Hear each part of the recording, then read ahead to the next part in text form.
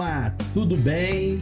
Meu nome é Eduardo Maciel, eu sou professor de vocês em hermenêutica e hoje nós chegamos à aula tão esperada, número 4, com a turma da INAP do Rio de Janeiro. Temos aí a Denise, a Priscila, a Márcia, o Paulo Henrique, a Viviane Gonçalves e daqui a pouco mais gente vai chegar para esse curso teológico. Nós estamos no Instituto Fastef e o importante é que você não saia daqui com dúvidas.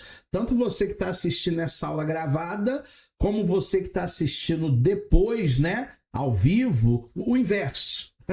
Desculpa o meu TDAH. Quem está assistindo ao vivo agora e quem vai assistir depois gravada, estamos juntos. Os alunos que estão ao vivo não deixa de colocar o seu nome na lista de presença, que é o nosso chat. Deixa eu dar até uma entradinha no nosso chat e ver quem já colocou.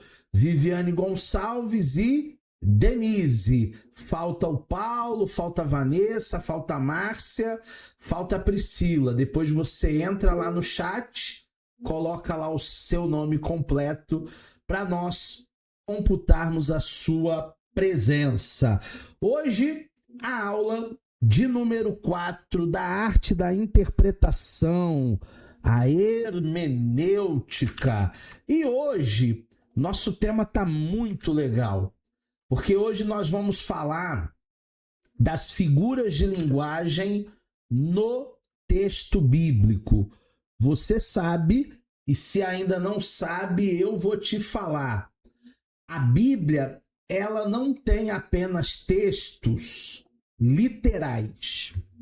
A Bíblia também tem textos alegóricos. Tem muita alegoria na Bíblia, tem muita figura de linguagem. Hoje, nós vamos começar a ver essas figuras de linguagem da língua portuguesa. Obviamente, não deve dar tempo para a gente terminar, porque senão a aula vai ficar muito extensa e nós continuamos na próxima aula falando desse assunto, mas é um assunto muito legal, muito salutar. Tropologia. Tropologia é o estudo das figuras de linguagem. Nós vamos fazer uma jornada pelas principais figuras retóricas presentes nas Escrituras Sagradas. Como eu disse, na Bíblia não só tem uma mensagem literal, na Bíblia também tem uma mensagem alegórica. E nós vamos entender quais são essas ferramentas literárias que enriquecem, que aprofundam, que iluminam a mensagem bíblica. Em primeiro lugar, você precisa entender, se ainda não entendeu, que Deus, ele precisou falar numa linguagem compreensiva para o ser humano. Se Deus ele fala das suas coisas inescrutáveis, nós não entenderíamos absolutamente nada. As figuras de linguagem é justamente uma maneira que Deus entendeu que poderia comunicar ao homem e o homem pudesse assim entender o que o Criador estava falando. Então, todas as vezes que nós estudamos as figuras de linguagem, é uma maneira que Deus tem para se compreender melhor, já que a nossa mente é finita e a mente de Deus ela é infinita. A primeira figura de linguagem é a metáfora. Você já deve ter ouvido falar sobre metáforas. É um termo que consiste na transferência de uma palavra para o âmbito semântico, e não é propriamente o objeto do que ele se designa, e que se fundamenta numa relação de semelhança subentendida entre o sentido próprio e também o sentido figurado. E, professor, ficou difícil, vai clarear. Por metáfora, chama-se, por exemplo, uma pessoa de raposa, ó, fulano de tal, e aquele ali é uma raposa. Claro que não é uma raposa literal, né? Claro que é uma raposa alegórica. Outros dizem assim, ih, aquele lá é águia. Ih, aquele lá... Então você já sabe que essa linguagem, ela é uma linguagem metafórica. Não é um animal, raposa, não é uma ave, águia, mas são algumas qualidades ou defeitos que uma águia, uma raposa pode ter e que aquela pessoa representa, imita muito bem quando falamos isso. Continuando aqui no nosso slide, olha o texto de Mateus 5,13. Vocês são o sal da terra. Mas se o sal se perder o seu sabor, como restaurá-lo? Não servirá para mais nada, exceto para ser jogado fora e pisado pelos homens. Onde que está a metáfora aqui, professor? Sal da terra. O que é a metáfora? Jesus nos diz, ou melhor, não diz, né, aos discípulos que eles são como sal. Ele não faz uma comparação. Não, ele fala metaforicamente, ele afirma diretamente: vocês são o sal. Transferindo as propriedades do sal, que preserva, que dá sabor, que purifica, para a identidade dos seus seguidores. Então nós temos uma aplicação prática nessa metáfora. A aplicação prática de quê? Que o sal preserva, e os cristãos eles devem preservar os valores morais, os valores éticos, que o sal ele dá sabor, o cristão ele enriquece a sociedade, assim como o sal enriquece os alimentos que nós consumimos. O sal sem sabor, ele é inútil, porque a utilidade do sal é justamente salgar, dar sabor, temperar. Ou seja, a fé sem ação perde o seu propósito. E hoje eu estava dando uma palestra no Rio, lá na fábrica de canetas Compactor, e eu estava falando justamente isso para os colaboradores da Compactor. Se vocês não forem úteis, se vocês não tiverem um propósito maior, metas, objetivos a serem alcançados, vocês chegarão aqui e jamais estarão motivados. Porque uma das causas da desmotivação de muita gente é justamente essas pessoas não se motivarem. É justamente essas pessoas não terem propósitos na vida, não terem metas na vida. Nós somos o sal da terra, nós somos o que há de melhor no cosmos. E Deus escolheu a mim, Deus escolheu a você. A segunda figura de linguagem dessa aula é a metástase. Metástase nas figuras de retórica, não na doença lá que é o câncer, mas nas figuras de linguagem, é aquilo pelo qual o orador atribui a outrem a responsabilidade do que alega. E é um recurso retórico de transferência de culpa ou de transferência de responsabilidade para uma terceira pessoa ou até mesmo uma circunstância. Gente, é uma tendência do ser humano se eximir da sua culpa. É uma tendência dos seres humanos. Você trabalha num ambiente onde muita gente trabalha com você, e o ser humano ele tem esse grave problema. Ele não assume a sua responsabilidade. A culpa é sempre do outro. Ou é da sogra, ou é do cunhado, ou é da igreja, ou é do pastor, ou é do patrão. A culpa é sempre do outro. Dificilmente o ser humano ele assume, né, os seus próprios erros. Dificilmente. A metástase revela uma tendência humana de esquivar-se da responsabilidade pelos próprios atos, transferindo a culpa para quem? Para o outro. A culpa nunca é minha. Olha o texto bíblico que tem metástase. Gênesis 3:12.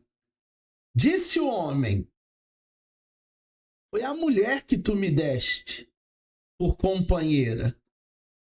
Ela me deu o fruto da árvore e eu comi.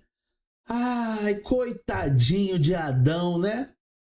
Não sabia o que estava fazendo, tão iludido, tão manipulado pela mulher. Porque naquele momento, quando Deus o cobra, o que ele tinha feito no sentido de desobediência, ele diz: não, foi a mulher que tu me deste. Em outras palavras, essa encrenca que o Senhor arrumou para mim. Porque se o Senhor não me arrumasse essa encrenca, o que aconteceu não teria acontecido. Então ele não se autorresponsabiliza. Ele, por tabela, coloca a culpa até em Deus. Para bom entendedor, é isso. Adão culpa a mulher. Foi a mulher que tu me deste. Ele transfere a responsabilidade para sua companheira, para Eva. Adão culpa a Deus, que me deste por companheira. Indiretamente, ele responsabiliza o próprio Deus por ter dado uma mulher para ele. A metástase nessa ação é nenhuma responsabilidade assumida por Adão. Isso é um clássico exemplo na linguagem do texto bíblico de metástase. Existem outras? Claro que existem outras. Existem muitos textos que o ser humano ele tenta se eximir da sua responsabilidade, da sua culpa. Mas esse é clássico, né?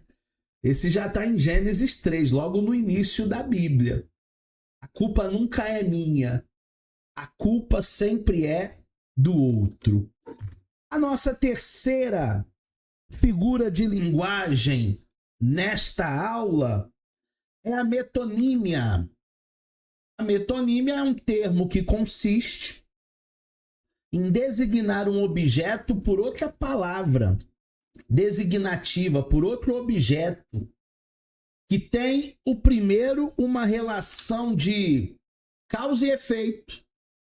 Usar a causa para designar o efeito ou o efeito para designar a causa. Continente ou conteúdo. Usar o recipiente para designar o que está dentro. Lugar ou produto. Usar o lugar de origem para designar aquele produto. Ou então, o autor e a obra. Usar o nome do autor para designar a sua obra. Eu fiz isso hoje.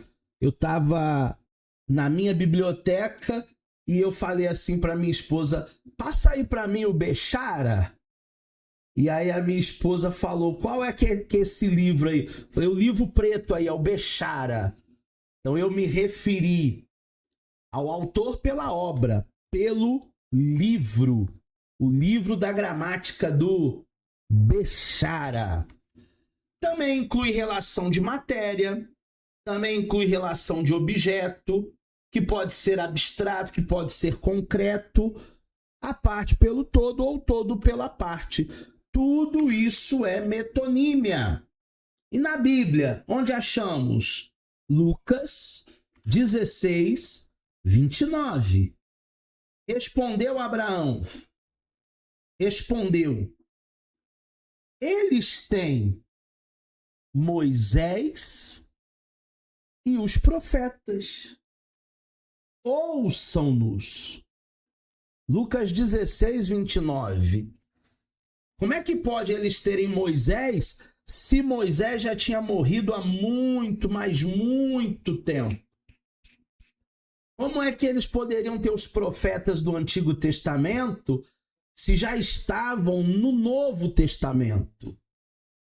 Parece aí um texto um pouco obscuro, mas não é. Na verdade, é uma figura de retórica. Na verdade, é uma figura aí de metonímia. Em Lucas 16, 29, Abraão não se refere literalmente às pessoas de Moisés e às pessoas dos profetas. É uma figura de retórica, é uma figura de linguagem. Eles já haviam morrido. A expressão, então, usa o nome dos autores para designar os escritos, as obras, os livros.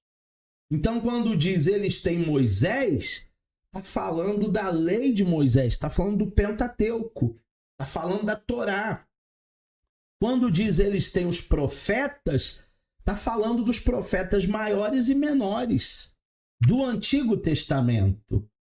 Essa relação autor e obra, Moisés é o Pentateuco, os 5 primeiros livros da lei. E os profetas são os livros do Antigo Testamento. Então é muito importante você interpretar esse texto bíblico entendendo que é uma figura de linguagem, não é literal. Se fosse literal, quem seria a reencarnação de Moisés? Só dá para entender assim.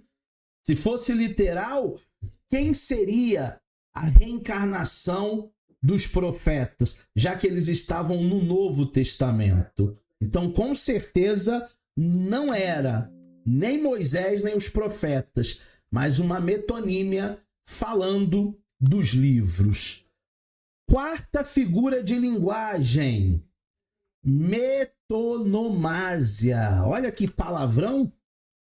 É a substituição do nome próprio pela tradução do nome em outra língua. Essa figura de linguagem é especialmente relevante no estudo bíblico.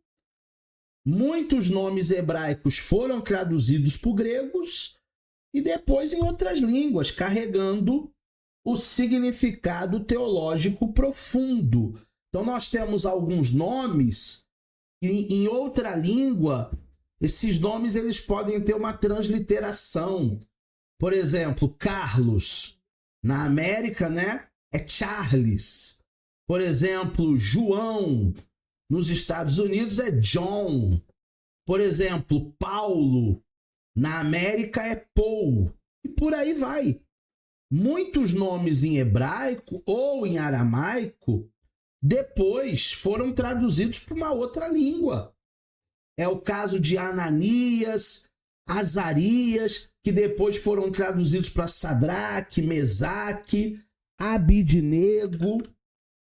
Josué, por exemplo, no hebraico, Yeshua, palavra que significa Jeová é a salvação, ou Senhor salva. Josué foi o nome do sucessor de Moisés e conduziu Israel para a terra prometida. Jesus no grego é Jesus. Tradução para o grego do nome hebraico Josué. Então no hebraico Josué, no grego Jesus, carregando o mesmo significado.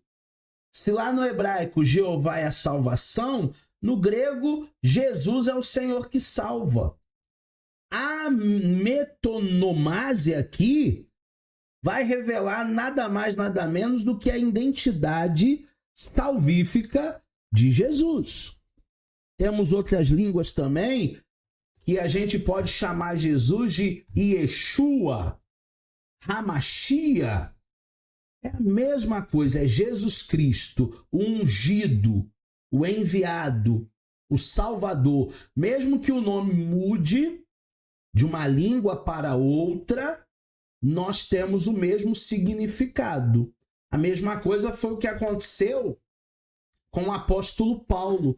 Tem pessoas que acham que Deus mudou o nome de Saulo para Paulo. Isso nunca aconteceu. O que aconteceu é que Saulo era um perseguidor da igreja e a sua fama lhe antecedia, né? Antes do Saulo chegar, o medo chegava. Só de ouvir falar em Saulo, as pessoas já tremiam. E aí Lucas resolveu colocar o nome dele numa outra língua chamado Paulo. É o mesmo nome. Saulo e Paulo é o mesmo nome. Então Lucas usou dessa estratégia numa metonomásia para que Paulo não ficasse em alguns lugares, algumas regiões muito estereotipado. A metonomásia não é apenas uma troca linguística, mas ela vai preservar e transmitir o significado teológico do nome original através das línguas, através das culturas. Então não vamos mudar o significado do nome original, porque se o meu nome original é Carlos, em outro lugar do planeta eu posso ser chamado de Charles, mas o significado do meu nome vai continuar o mesmo significado. Quinta figura de linguagem, essa aqui é muito interessante também. É a sinédoque. O que seria, professor, a sinédoque? É uma comparação de várias coisas simultâneas. É um termo que se funda na relação de compreensão e que consiste no uso de, primeiro, o todo pela parte. Usa-se o conjunto para se referir a um elemento específico, ou seja, do macro para o micro. Também da parte para o todo, é o inverso. Usar um elemento para representar o conjunto. Também do plural pelo singular. Usa-se o plural para designar algo singular ou vice-versa. E também do gênero pela espécie. Usamos o gênero amplo para designar uma espécie específica ou vice-versa. E na Bíblia a gente tem algum exemplo? Temos. Na Bíblia nós temos aqui Gênesis 6:12. O que diz o Gênesis 6:12? E viu Deus a terra, e eis que a terra estava corrompida, porque toda a carne havia se corrompido o seu caminho sobre a terra. Onde está a sinédoque aqui? Toda a carne. Sinédoque em Gênesis 6:12, toda a carne, ele usa aqui a parte pelo todo. A palavra carne aqui, que muita gente entende como a parte física do ser humano, não representa apenas um ser humano, representa toda a humanidade, a totalidade da humanidade, incluindo a dimensão moral, incluindo a dimensão espiritual e não apenas a dimensão física, biológica. Qual é o contexto? O dilúvio. Nesse contexto, essa expressão ela vai enfatizar a universalidade da corrupção moral. Todo ser humano foi corrompido. Não era apenas um corpo, não era apenas uma família. Eram todas as famílias, toda a existência humana, todos os pensamentos humanos, todas as ações humanas, todos os caminhos humanos. Por isso que foi necessário o dilúvio. Você acha que Deus destruiria a terra se não fosse necessário? Mas a terra estava extremamente corrompida. O ser humano estava totalmente desgarrado, longe de Deus, longe do Criador, foi necessário que o dilúvio viesse. Nós temos mais uma figura de linguagem que é a símile. A símile é uma comparação de coisas semelhantes, representantes daquilo que simbolizam, apresentando um elemento comparador explícito. A símile, ela é diferente de metáfora, apesar de trabalhar também com comparações. A símile, ela usa termos como, assim como, tal qual, para estabelecer a comparação clara e indireta. Então, se Jesus falasse para os seus discípulos assim: vocês são como sal, aí seria símile. Como Jesus disse, vocês são o sal, não teve comparação, aí é metáfora. Então, a símile é sempre que há uma comparação com algo. A diferença da símile e da metáfora, acabei de falar. Símile é como um leão, uma comparação explícita do elemento comparador. A metáfora não é como um leão. A metáfora é você é um leão. Comparação implícita, sem elemento comparador. A função do texto bíblico, no texto bíblico, o símile torna conceitos abstratos mais acessíveis a nós que somos leitores, criando imagens mentais vividas que facilitam a compreensão das verdades espirituais. É como se Deus estivesse baixando o nível de intelectualidade divino, supremo, ilimitado, para falar conosco. A única maneira de sermos compreendidos pelo Criador é Deus descendo o seu nível de intelectualidade, o seu nível de mistérios profundos. Porque senão nós não compreenderíamos. Vamos ver no texto símile, porque foi subido como renovo perante ele como uma raiz de uma terra seca. Não tinha ele beleza, nem formosura. Olhando nós para ele, não tinha uma boa aparência para que o desejássemos. Isaías 53 está falando do nosso mestre, está falando de Jesus. Jesus, ele não era um ator de Hollywood, com aqueles cabelos escovados, loiros, com aqueles olhos claros. A Bíblia não diz que ele, a Bíblia diz que ele não tinha nem parecer, nem formosura. A sua beleza não era uma beleza exterior. Sua beleza era uma beleza interior. Como renovo, olha a símile. O servo do Senhor é comparado a um broto jovem e frágil. Algo pequeno, humilde, sem aparência, imponente. O símile aqui revela a humildade da encarnação de Cristo. Lá em Filipenses nós temos um termo que eu gosto muito, que é kenosis. O que é kenosis?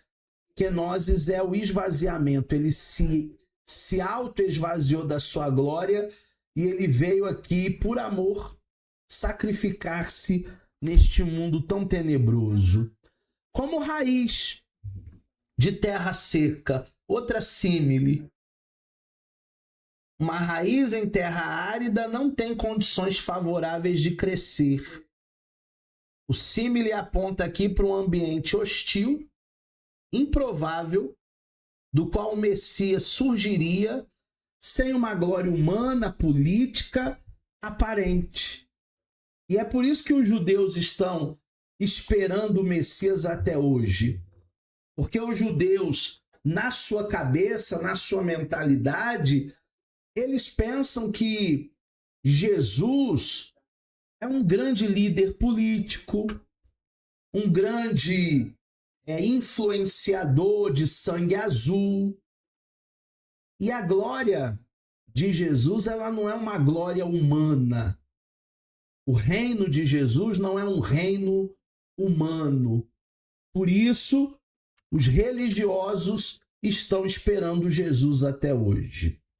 Mais uma figura de linguagem para essa aula. A 7ª, símbolo. O símbolo é aquilo que, por analogia, representa. Substitui uma outra coisa. É aquilo que, por sua forma ou a sua natureza, invoca, representa. Substitui um determinado contexto ou algo abstrato ou algo ausente, né? Nós trabalhamos nesse mundo minimalista com muitos símbolos. Por exemplo, hoje eu vi um caminhão com um S assim, vermelho. Eu já sabia que era o S da Sadia. Não precisa nem estar escrito Sadia. Mas eu vi na estrada lá o S e já sabia que era um caminhão de laticínios. A mesma coisa acontece quando a gente passa perto de um McDonald's. Não tem lá mais escrito McDonald's, tá só o M vermelho num fundo amarelo. Isso são símbolos que até uma criança não alfabetizada sabe o que significa. O cristianismo é simbolizado pela cruz. Qualquer pessoa que usa uma cruz, ela está remetendo à morte substitutiva do nosso mestre. O símbolo, ele não prefigura a coisa que representa, mas ele simplesmente representa o objeto no presente. É uma correspondência direta entre o sinal e o significado. O tipo é diferente do símbolo. E essa diferença é importante a gente trazer aqui. Porque o tipo, que nós abordaremos adiante, talvez na próxima aula, é através de um objeto prefigurando algo que vai vir. Prefigurando algo por vir. Contando para uma realidade futura. Alguma coisa que ainda não se cumpriu e vai se cumprir. No Antigo Testamento, nós temos ali vários tipos. Por exemplo, as cortinas do tabernáculo são 4. Uma de cada cor.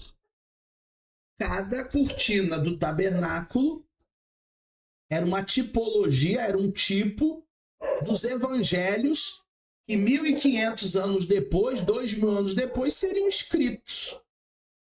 Uma tipologia. Algo que acontecerá no porvir, como tantas tipologias que nós temos em Apocalipse. Já o símbolo não. O símbolo não é propriamente algo que vai acontecer, mas algo que já está acontecendo no nosso cotidiano, no nosso presente. No texto bíblico, 1 de Pedro 5,8, sede sóbrios, vigiai, porque o diabo, o vosso adversário, ele anda em derredor, como leão, bramando, buscando a quem possa tragar. Aonde é que está o símbolo aí? O leão. O leão bramando simboliza o diabo, na sua atividade predatória, no seu poder, na sua ferocidade, na sua busca constante por vítimas. Resposta exigida aqui é sede sóbrios, é vigiai. O símbolo está gerando aqui uma exortação prática. Vigilância constância diante do adversário. Agora é interessante, né?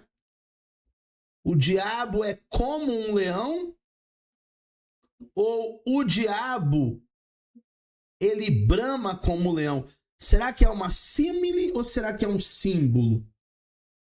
O como leão é tecnicamente uma símile, porque está comparando. Mas o leão em si funciona como um símbolo do poder destrutivo do adversário espiritual. Então aqui nós poderíamos unir as duas figuras de linguagem. É tanto uma símile como também um símbolo, né? Um símbolo de predador. O inimigo das nossas almas, ele é um predador. Formas de apresentação dos símbolos. Os símbolos, eles podem ser apresentados de diversas formas. Objetos podem ser símbolos? Sim. Elementos físicos que representam realidades espirituais. Batismo nas águas é uma simbologia da morte da velha criatura, da ressurreição da nova criatura. Símbolo de morte, ressurreição em Cristo. A ceia do Senhor também é um simbolismo. O pão representa o corpo. O suco da uva, o vinho, representa o sangue. São objetos. Nomes também podem ser símbolos? Podem. Nomes próprios que carregam significados simbólicos profundos, revelando a característica, a missão, a identidade da pessoa nos lugares mencionados na Bíblia. Eu gosto muito daquela passagem que fala de Jabes. Jabes significa nascido com dor. E nós podemos conjecturar que ele nasceu com dor, porque a mãe de Jabes, ela teve muitos problemas na hora do parto, quase que ele morreu, mas apesar dele ter nascido com dor, ele não viveu com dor. Então o nome, né, também carrega uma carga de simbologia. Nós temos os números. Existem muitos números simbólicos na Bíblia. 7, número da perfeição, número da completude. 12, número do governo, número de Israel. 40, número da aprovação, número do teste. 666, número da imperfeição, número do homem sem Deus. Tudo isso são símbolos. E as cores? As cores também podem significar: o branco é pureza, o vermelho escarlate é o sangue da redenção, o azul é a divindade, é o céu, e a púrpura é a realeza. Olha que legal. Nós temos aí cores, nomes, números, objetos, tudo isso podem ser usados como símbolos na Bíblia Sagrada, e fazendo a hermenêutica nós precisamos levar em conta cada um desses símbolos, cada uma dessas figuras de retórica, de linguagem. Vamos para a nossa 8ª figura: hipérbole. Figura que engrandece ou que diminui exageradamente a realidade das coisas. O que é hipérbole? É um exagero intencional usado para dar ênfase, intensidade ou expressividade a uma ideia sem que se pretenda ser tomado ao pé da letra. Estou morrendo de fome. Hipérbole. Eu não estou morrendo de fome. Eu acabei de fazer uma refeição não tem nem 3 horas. Mas as pessoas, quando estão com fome, elas usam a hipérbole dizendo que estão morrendo. Ninguém está morrendo. A função da hipérbole não é a mentira, não é o engano, mas é um recurso literário legítimo para ampliar a realidade, para comunicar um maior impacto emocional e expressivo.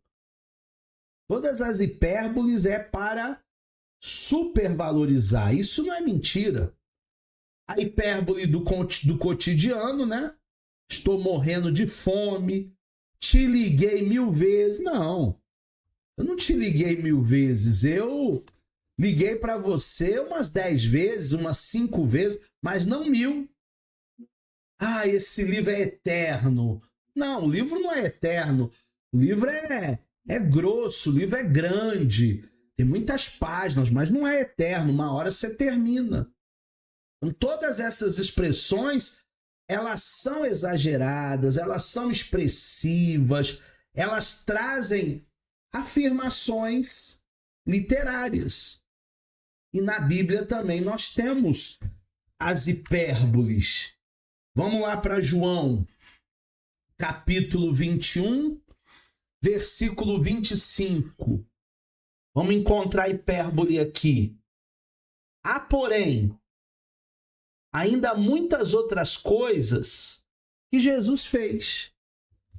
E se cada uma dessas coisas fossem escritas, cuide que nem eu, ainda o mundo todo, poderia conter os livros que se escrevessem. Amém? O que João está usando? Uma hipérbole. João está dizendo, olha, Jesus fez tanta coisa, mas tanta coisa, que nem tudo está escrito na Bíblia.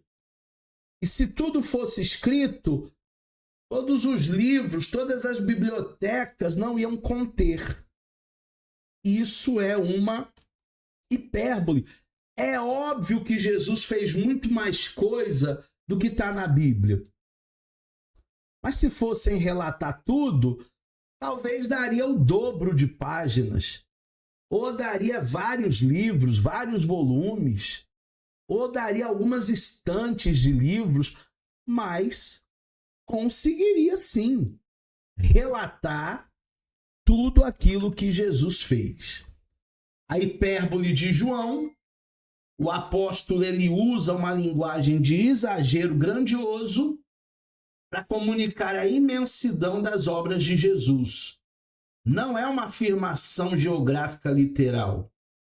É uma expressão literária de magnitude incomparável. É uma hipérbole, é uma alegoria. O que João quer comunicar, então? Que as obras de Jesus são incontáveis. Nenhum registro humano poderia completar as obras dele. A grandeza de Cristo transcende toda a documentação, toda a nossa pretensão de catalogar. Os evangelhos são o quê? Apenas um recorte. Não é a totalidade. Existem coisas que a Bíblia não diz. Professor, o que Jesus fez na sua infância? Não sabemos. Eu só sei que com 12 anos ele se perdeu dos pais em Jerusalém porque ele foi no templo lá ouvir a palavra e conversar lá com os doutores da lei de igual para igual. Fora isso, a infância de Cristo não é narrada na Bíblia. E se não é narrada na Bíblia, para mim não é importante.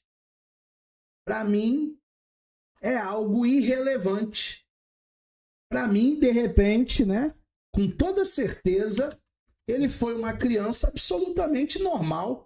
Brincou, fez travessura, fez bagunça. Criança. Jesus não era um extraterrestre. Ele é Deus, mas ele veio como homem. Nona figura de linguagem, prosopopeia. Figura pelo qual dá vida, ação, movimento, voz a coisas inanimadas e se empresta voz a pessoas ausentes ou mortas e também animais, também conhecida como personificação. Coisas inanimadas são objetos sem vida e recebem características humanas, ações humanas, vozes humanas, sentimentos humanos, movimentos humanos. Quem já viu aquele desenho Toy Story? Você já deve ter visto com teu filho, com teu neto, Toy Story. Aquilo ali é uma prosopopeia. Os brinquedos ali que não têm vida, quando o menino fecha a porta do quarto, eles começam a se relacionar, eles começam a ter vida, né? O Woody, o Buzz Lightyear e todos os outros brinquedos. Temos os ausentes ou mortos, pessoas que não estão mais aqui, presentes ou que já faleceram e que recebem voz no texto. O Machado de Assis escreve, né? Memórias póstumas de Brás Cubas. São pessoas ausentes e mortas que escrevem suas memórias. Animais também podem ser prosopopeias. Animais recebem capacidade de falar, como a mula de Balaão, ensinar, se comunicar, falar sobre verdades para os seres humanos. Prosopopeia. Olha a prosopopeia aqui em Jó 12:7. Pergunte, porém, aos animais, e eles te ensinarão. Ou então pergunte para as aves do céu, e elas te contarão. Jó está usando aqui duas prosopopeias, com animais que ensinam e com aves que falam.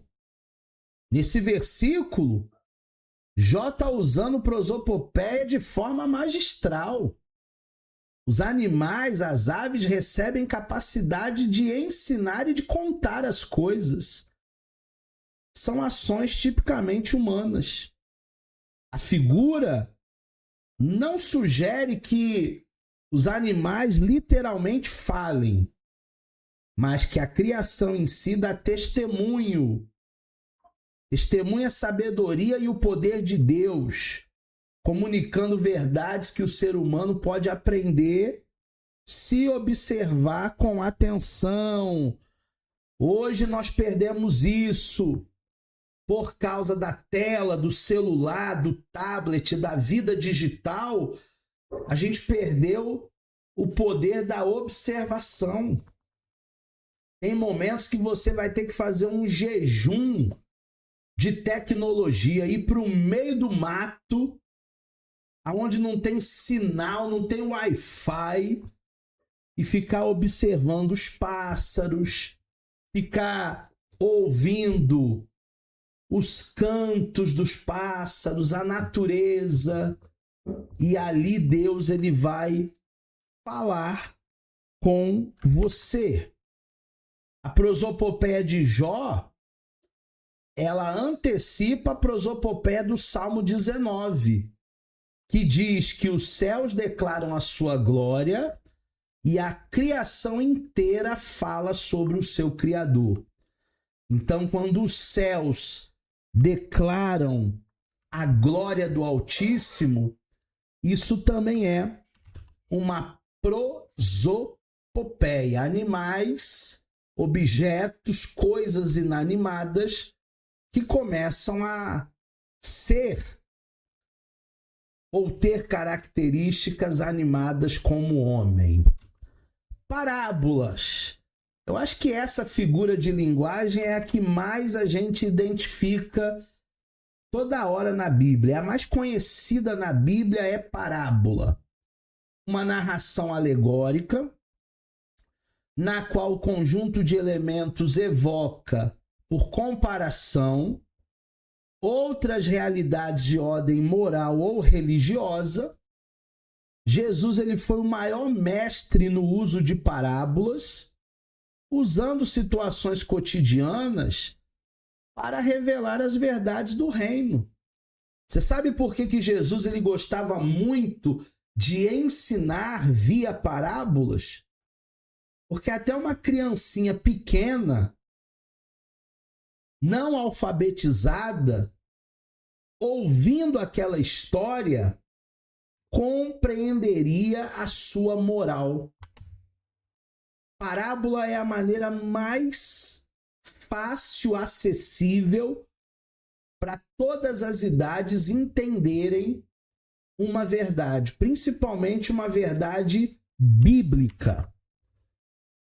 Como identificar então e interpretar uma palavra, uma parábola no texto bíblico?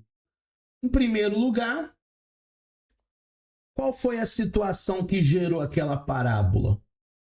A gente precisa identificar o texto, o contexto histórico, a pergunta, a situação que motivou Jesus contar aquela parábola, ou se é uma parábola de um outro autor, e o contexto é a chave da interpretação.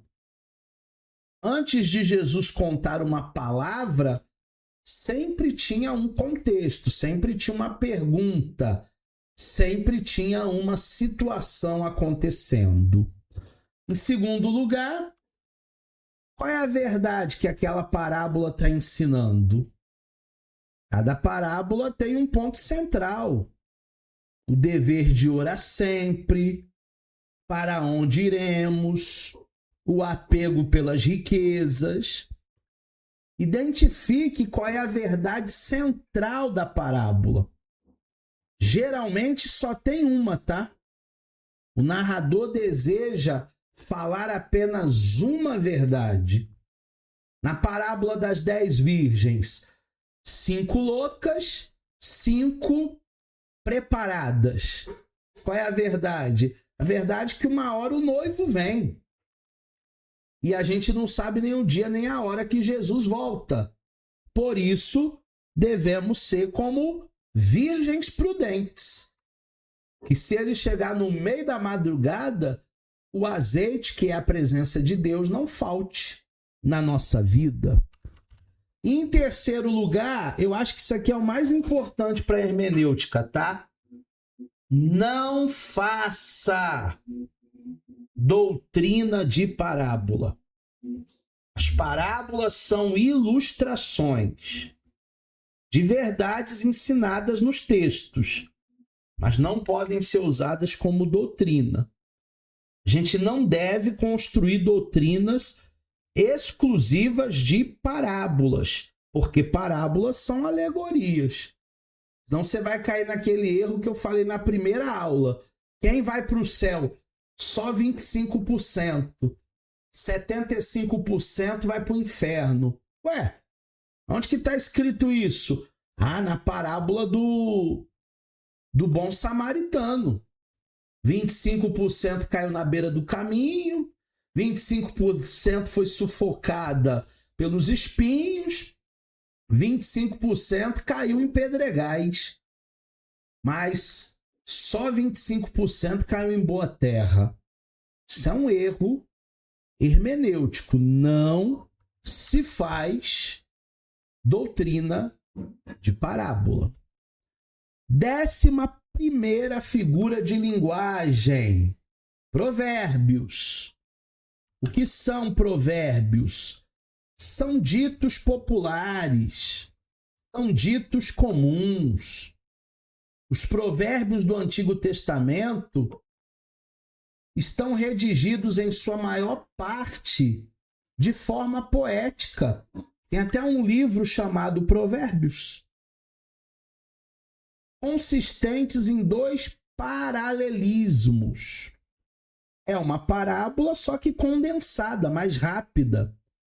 É um dito conciso e comunica uma verdade de forma estimulante. Esse paralelismo sinônimo é a segunda linha que repete a ideia da primeira linha, mas com palavras diferentes, reforçando o mesmo pensamento. O paralelismo antitético, a segunda linha não vai complementar, mas vai contrastar com a primeira, apresentando o oposto para destacar a verdade por contraste. A gente tem muito isso em Provérbios, né? Na casa do justo tem isso, na casa do ímpio tem aquilo. É esse paralelismo antitético. E tem também o paralelismo sintético, aonde a segunda linha vai completar, vai desenvolver, vai avançar a ideia da primeira linha, acrescentando informações novas, engrossando ali aquele caldo, dando uma ideia melhor, dando uma riqueza de sinônimos, fazendo com que o nosso entendimento seja ampliado. E na Bíblia a gente tem provérbio? Tem. Peguei um lá do Novo Testamento, ó. Confirma-se neles que é o verdadeiro provérbio. O cão voltou ao seu vômito. E ainda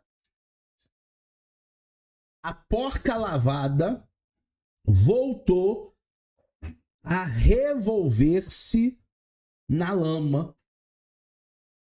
2 Pedro 2,22. Isso era um provérbio muito falado na época. Muito falado. 2 provérbios em um único versículo.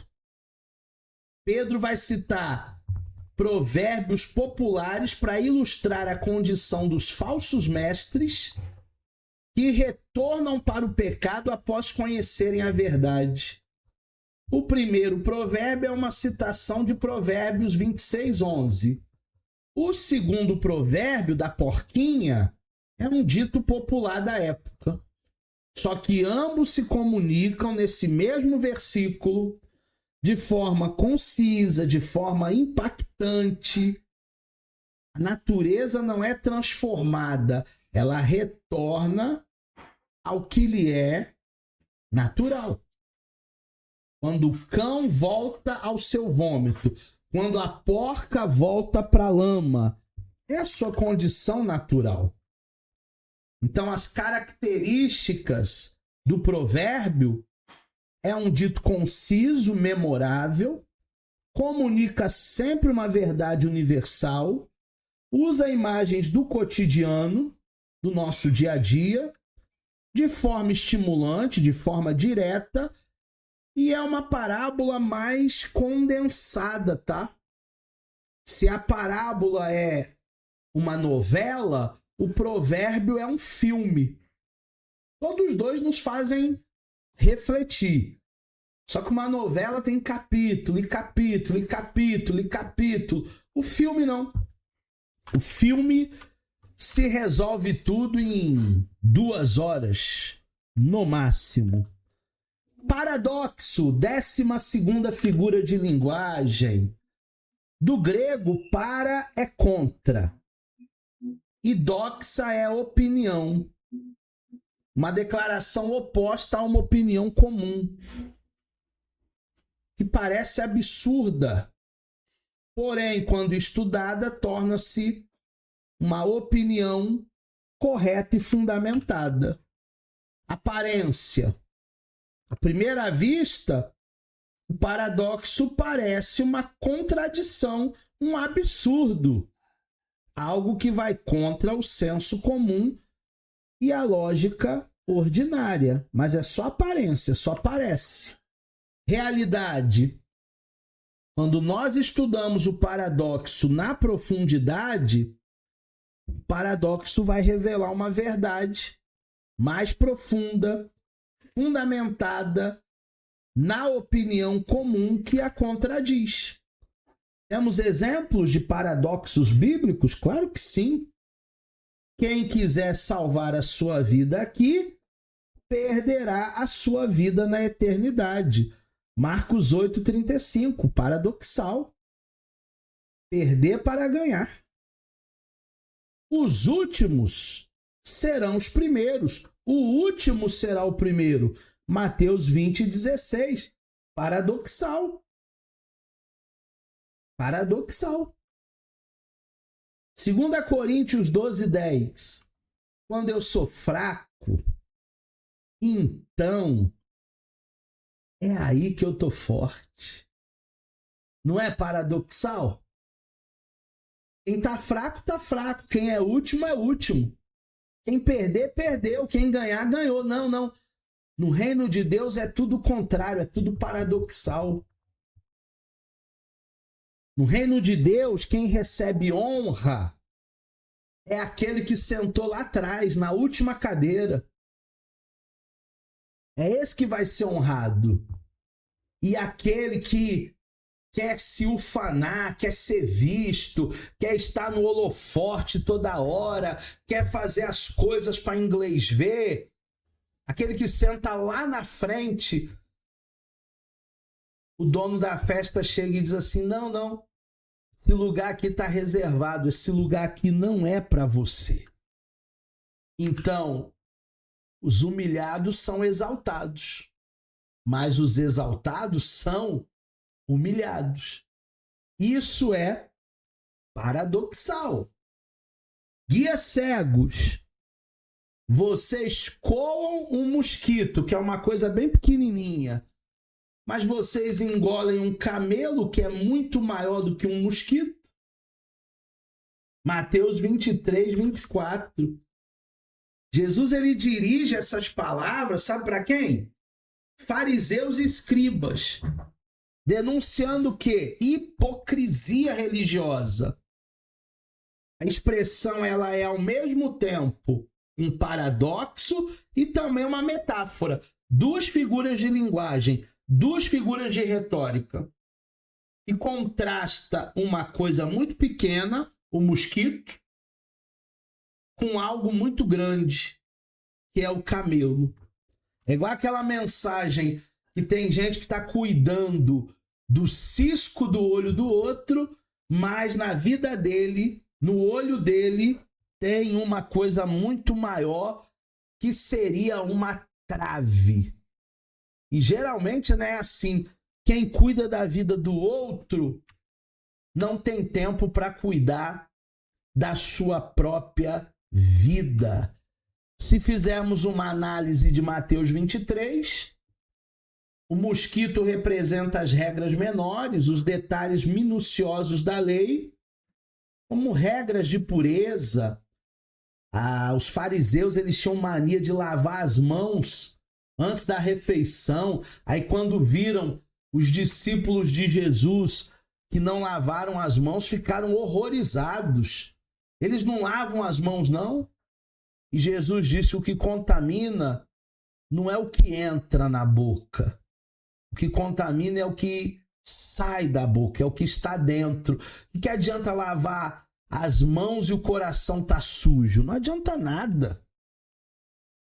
O camelo representa erros graves, absurdos, que os fariseus cometiam no cotidiano: injustiça, falta de misericórdia, hipocrisia. Eles estavam preocupados com detalhes insignificantes da lei, mosquitinho, mas tinha coisas na vida deles muito piores. O significado, às vezes, é fazer um enorme esforço para obedecer regras menores, enquanto se comete erros graves, coisas absurdas.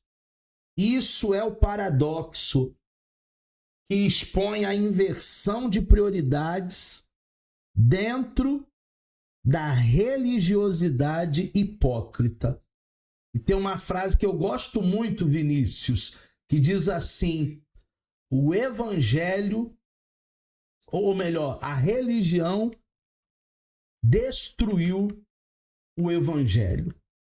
A religiosidade destrói o evangelho. Porque o evangelho não é religião. O reino de Deus não é dogmas. Não é dogmas, não é religião. Então, quando você conhece o evangelho, você deixa de ser um religioso para ser um verdadeiro adorador. Mais uma figura de linguagem, já estamos terminando. Personificação. Atribuir características humanas a coisas, ideias, animais. Personificação é uma forma específica da prosopopeia. Então são muito ligadas, muito próximas.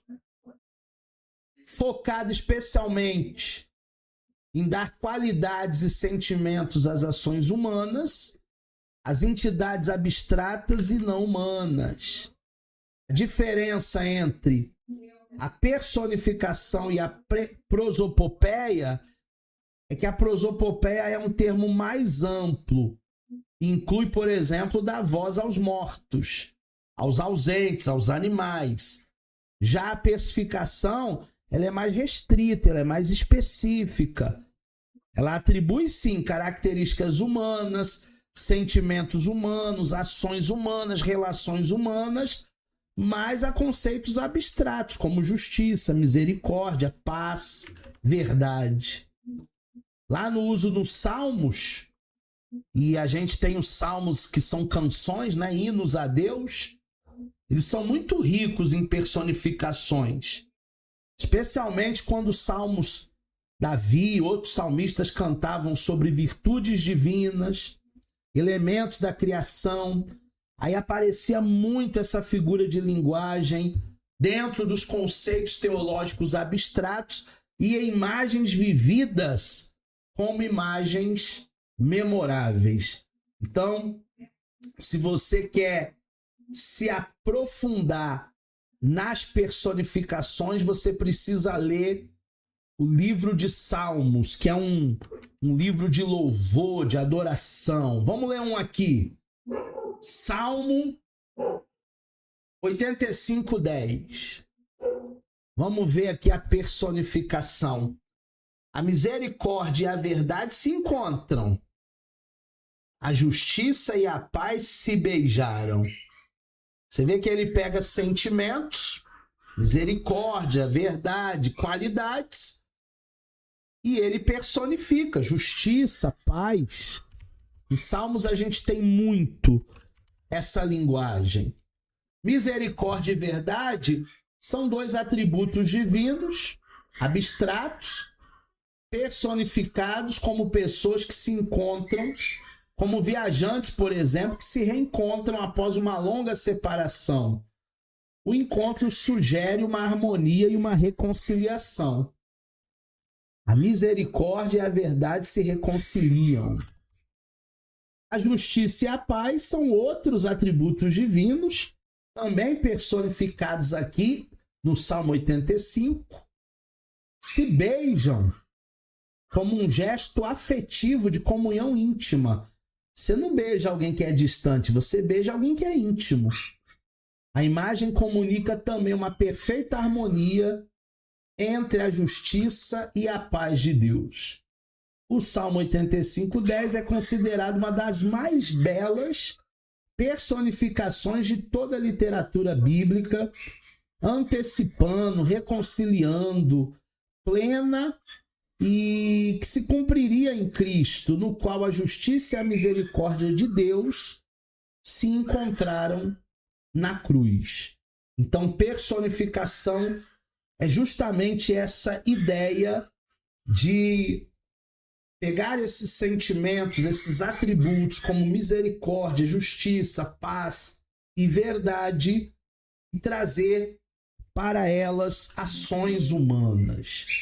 E por último, para a gente fechar a aula de hoje e continuar na próxima aula falando de figura de retórica, nós temos a profecia, que também é uma figura de linguagem. A profecia nada mais é do que a predição do futuro, Por isso que os profetas no Antigo Testamento eram chamados de videntes. Feita por um profeta, por um oráculo, por um vaticínio, a profecia da Escritura pode ser definida como inspirada, declaração da vontade e propósitos divinos. Então, se essa profecia de fato for uma profecia de Deus, ela estará em comum acordo, ela estará em conexão com a palavra.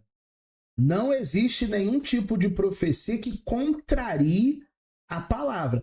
Contrariou a Bíblia, não é uma profecia que vem de Deus, não. Cuidado. A predição é o anúncio antecipado dos eventos futuros e a declaração da vontade de Deus para o seu povo dentro da história da humanidade. A inspiração divina nesta profecia não é um produto de mente humana. Eu acho, eu vi, Jeová manda te dizer, mas não está dizendo é nada. Ela é inspiração do Espírito Santo sobre o profeta. Hoje eu estava conversando com a minha esposa na estrada, antes da gente chegar aqui em São Paulo, e ela estava dizendo para mim no carro que o que falta para muitas pessoas é a falta de uma intimidade com o Espírito Santo.